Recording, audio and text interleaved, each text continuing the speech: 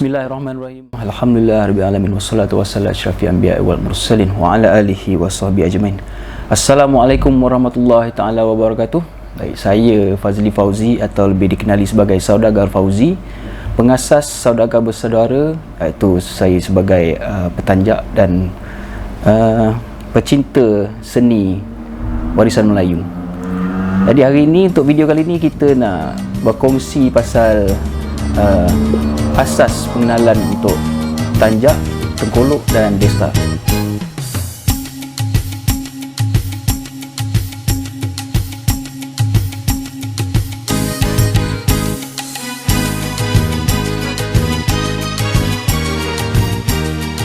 Pengenalan tentang tanjak, tengkolok dan destar. Okay, kalau kita tengok, ada tanjak, ada tengkolok, ada destar.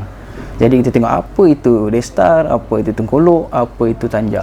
Baik, kita tengok destar dulu. Destar ni ialah pakaian kepala ataupun orang kata kain penutup kepala umum. Maknanya pelbagai kaum ada destarnya sendiri. Contohnya kita boleh panggil tanjak itu destar, tengkolok itu destar, semutar itu destar, songkok, kopiah, serban, justar, apa lagi, tudung, itu semua kita boleh panggil destar. Jadi berlainan pula sedikit dengan tengkolok. Tengkolok ni ialah pakaian kepala bagi orang Melayu. Jadi ada tengkolok lelaki dan ada tengkolok perempuan. Jadi contoh tengkolok perempuan ialah kerudung.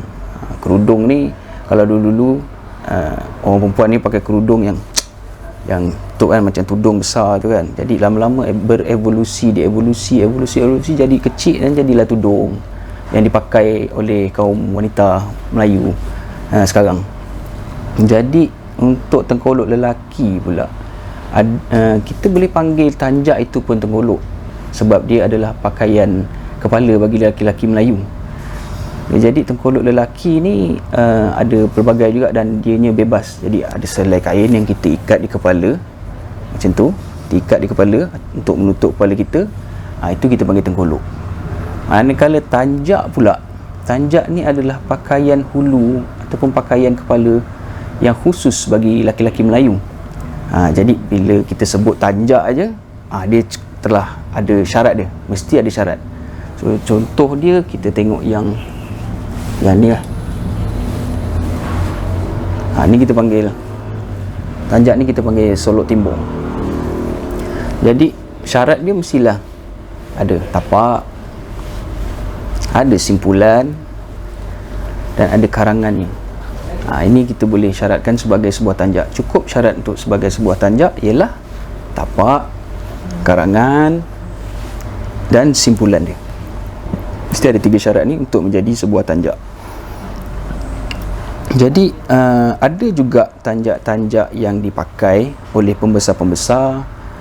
Ada juga tanjak yang dipakai oleh sultan dan raja, pembesar-pembesar, kemudian pegawai dan rakyat jelata. Jadi untuk pemakaian tanjak ni, ada juga negeri-negeri yang berbeza panggilannya. Contohnya di Negeri Sembilan. Kalau yang ini, tanjak ni kita panggil di Negeri Sembilan, kita panggil desta ataupun deta. Jadi kita panggil deta solok timbor ataupun desta solok timbor. Kalau di Perlis, di Perak, ada yang kita panggil tengkolok. Jadi kalau di Perak pula berlainan, desta, tengkolok dan tanjak.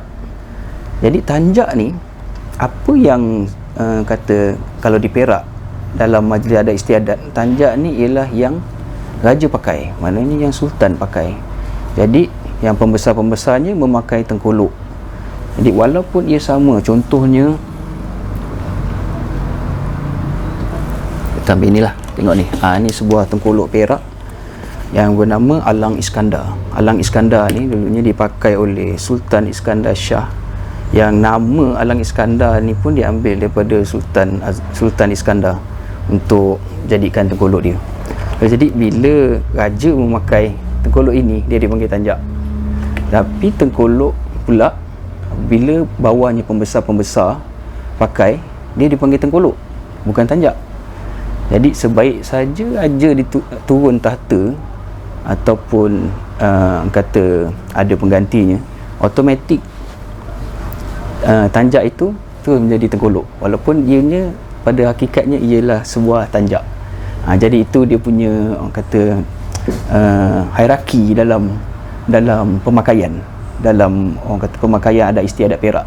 Dan apabila Desta pula, kalau di Perak, Desta itu seperti apa yang tadi kita terangkan pasal Tengkolok ni, sehelai kain yang diikat di kepala.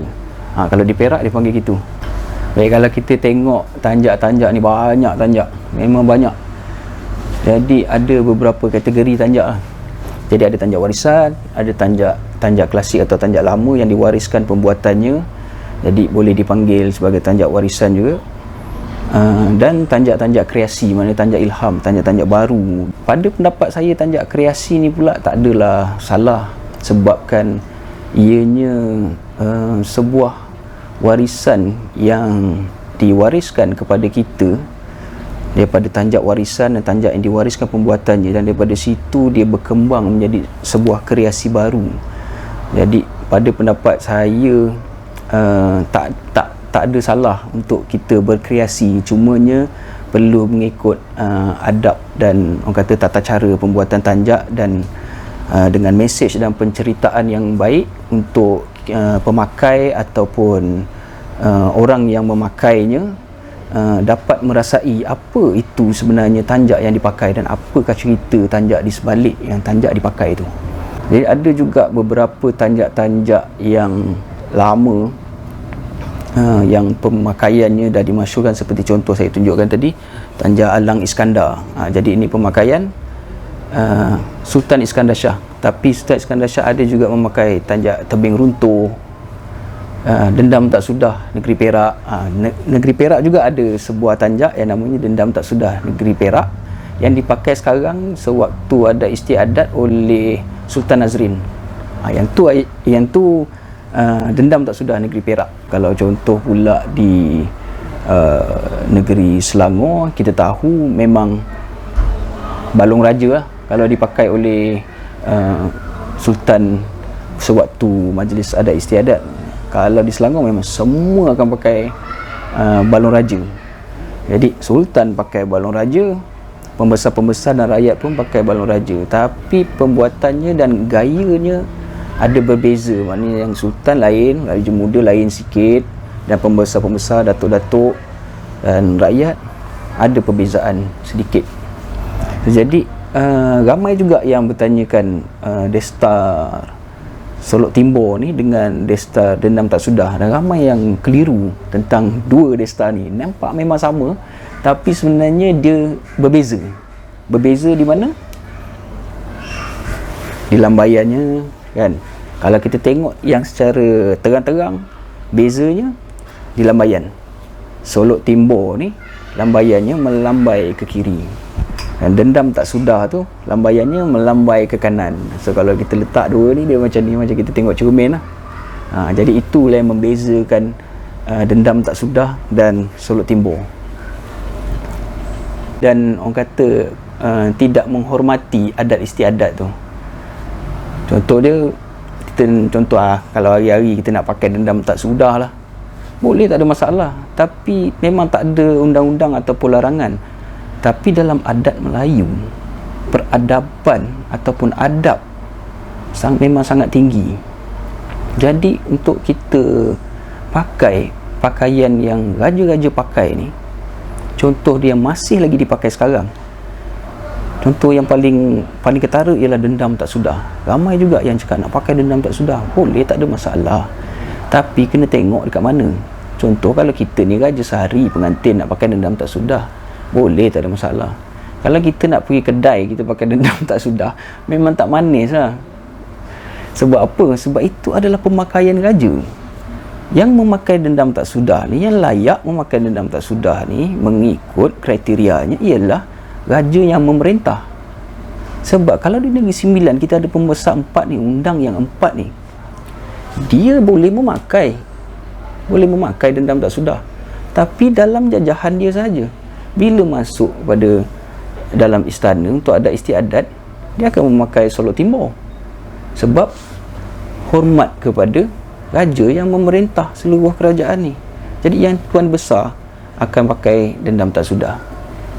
Tu sedikit orang kata perkongsian tentang kemusykilan yang mungkin tuan-tuan dan saudara-saudara, sahabat-sahabat semua tertanya-tanya.